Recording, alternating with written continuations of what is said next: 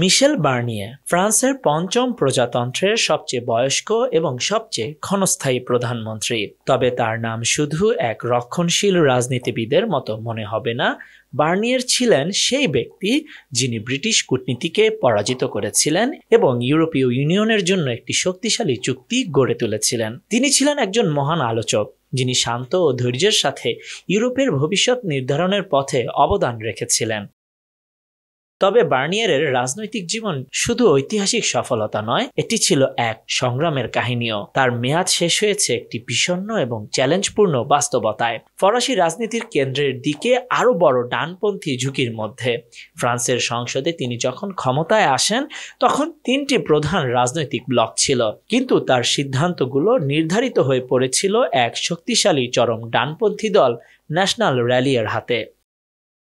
Barnier জানতেন এই সময়ে একমাত্র সমঝোতার মাধ্যমে পরিস্থিতি সামলানো সম্ভব, কিন্তু বাস্তবতা ছিল ভিন্ন। সংসদের বিভাজন, বিক্ষোভের ক্রমাগত উত্তেজনা এবং ম্যাক্রো সরকারের জন্য অস্থির পরিস্থিতি তৈরি হয়েছিল। তিনি এমন এক সময়ে প্রধানমন্ত্রী হন যখন পুরো দেশ অনিশ্চয়তার মধ্যে ডুবছিল। বিক্ষোভকারী, হলুদ বেষ্টনী, শ্রমিক আন্দোলন এবং জাতীয় রাজনীতির অভ্যন্তরীণ দ্বন্দ্ব সবকিছু যেন তার মেয়াদকে এক মহাসংকটের দিকে নিয়ে যাচ্ছিল।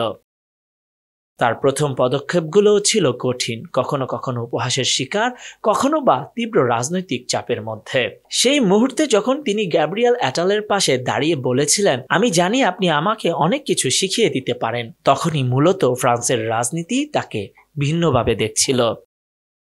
অবশেষে যখন তিনি সংসদে একটি গুরুত্বপূর্ণ পদক্ষেপ আনতে আর্টিকেল 49.3 প্রয়োগ করেন, তখন এটি ম্যাক্রোর প্রতি এক রকমের আঘাত ছিল এবং তার নিজের জন্য এটি বড় রাজনৈতিক ভুল। এভাবে শেষ হয়ে যায় তার প্রধানমন্ত্রিত্ব, একটি অস্থির সরকারের নেতৃত্বে যেখানে গুরুত্বপূর্ণ সিদ্ধান্তগুলো আর তার হাতে ছিল না। তিনি যখন ম্যাক্রোর অফিসে তার পদত্যাগপত্র জমা দেন তখন সবকিছু স্পষ্ট হয়ে যায়।